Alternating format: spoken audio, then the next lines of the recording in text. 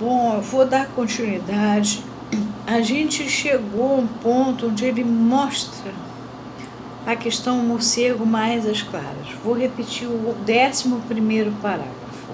Por conseguinte, todo o reconhecimento da psicanálise que ele está falando é psicanálise de verdade, tanto como profissão quanto como ciência. A psicanálise que eles consideravam, né, era profissão e era ciência. Propõe-se apenas destacar um princípio de extraterritorialidade. Quer dizer, a gente bota a psicanálise para fora, ela fica como profissão e como ciência, ao qual é tão impossível ao psicanalista renunciar quanto o é a negá-lo. É tão difícil ele renunciar à psicanálise de verdade, como também é difícil para ele negar a psicanálise de verdade. O que o obriga a colocar qualquer validação de seus problemas sob o signo do duplo pertencimento. Então, a psicanálise, para ficar válida, vai ter que ser obrigatoriamente colocada sobre o signo do duplo pertencimento e a se armar com as posturas do inapreensível que tem o morcego da fábula. Inapreensível por quê? Porque só botando com a luz. Então, ele fica na base de ele não é nem psicólogo, nem médico, ele é as duas coisas, né? E é aí que fica a complicação. Bom,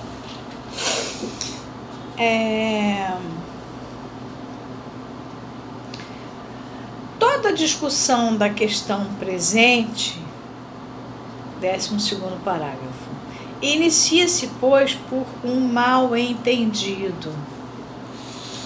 Mal-entendido no dício é o que produz uma opinião, um julgamento errado acerca das coisas, que não foi bem interpretado ou analisado.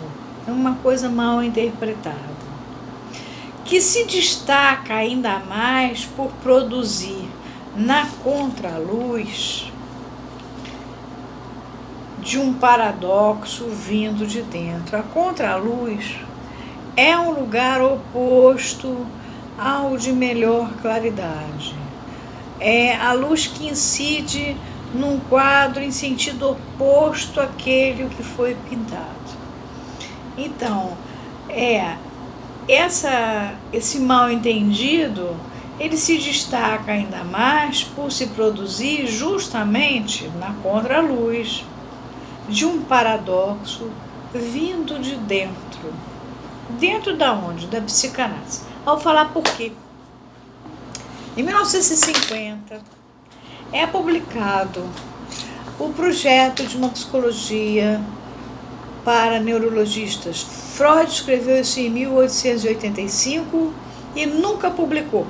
Ele tinha a ideia de que os neurologistas aprendessem isso tudo que ele estava descobrindo, mas ele mesmo guardou na gaveta. Em 1950 foi publicado esse texto já póstumamente. Portanto, em 1953, eles todos já tinham acesso a esse texto. Era o boom da época. E o que Freud diz?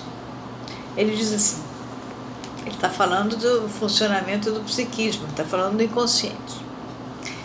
Ele diz assim, parecia que tudo se encaixava, as engrenagens se ajustavam, dando a impressão de que a coisa era realmente uma máquina em seu todo e que não tardaria a funcionar sozinha. Então, o Freud, o inconsciente que ele apresenta aqui em 1885 e que já é publicado em 1950, portanto, antes de 1953, ele já mostra Isso é esse funcionamento maquínico do inconsciente que o Lacan depois vai falar, o inconsciente freudiano e o nosso. Mas o Freud já tinha mostrado isso em 1950. É aí que está o bafafá. Então, que se destaca ainda mais por produzir na contraluz de um paradoxo vindo de dentro de onde? Da própria associação psicanalítica, associação IPA, Associação Internacional de Psicanálise. Lá dentro mesmo já tinha a noção desse inconsciente que não era nada de 3 andares, coisa nenhuma, era uma máquina que funcionava sozinha. E já estava escrito pelo Freud. A palavra paradoxo, eu vou fazer uma cola aqui do meu livro. Etimologicamente, paradoxo é uma proposição que traz em si o fato de ser uma opinião conflitante com a opinião comum, uma vez que, como assertiva, porta simultaneamente 2 opiniões divergentes.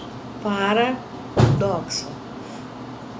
Opinião, doxo, e uma ao lado da outra, as 2 ali. O paradoxo se dá pelo emaranhamento dos eixos do enunciado e da enunciação. O enunciado é o que é dito, a enunciação é o tom que você está dizendo.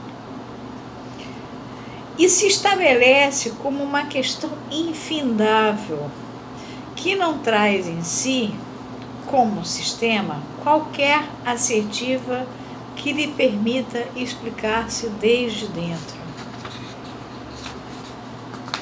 A importância do paradoxo está no fato de explodir a doxa, a opinião, nos 2 aspectos, senso comum e bom senso.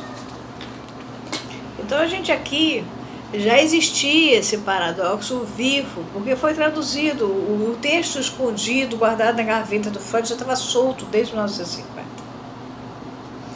E esse paradoxo vinha de dentro da própria Associação Internacional. Continuando no 13º parágrafo, ele diz: esse paradoxo introduz-se de fato por provir de todos os punhos, todo mundo escrevia, e os mais abalizados não deixam de demonstrá-lo, e tomem de escrever, não faltam textos de gente muito importante, a propósito dos critérios terapêuticos da psicanálise. Quer dizer, embora você saiba que o inconsciente é singular, é de cada um, não tem como ter rigor, não tem como fazer estatística, não tem, eu estou melhorando, eu estou piorando, vai ter cura, nada disso que a gente viu até agora. Apesar de tudo isso, eles continuavam a escrever que tinha sim. Que esses critérios se desvaneçam na medida mesma em que se invoca uma referência teórica é grave, quando é a teoria que se alega para conferir ao tratamento seu status. Eles falam que aquilo é teoria. Qual teoria? Mostrei o livro, teoria da técnica. Então eles dizem que a teoria da técnica é quem está regendo tudo. Eles quem? Os grandes didatas que estavam comandando o espetáculo dentro da Associação Internacional de Psicanálise, não só na França.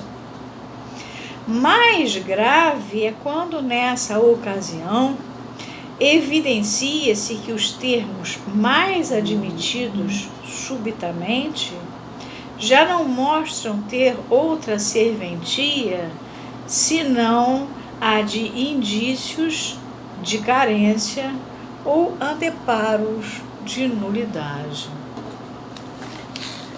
Então, eu peguei aqui,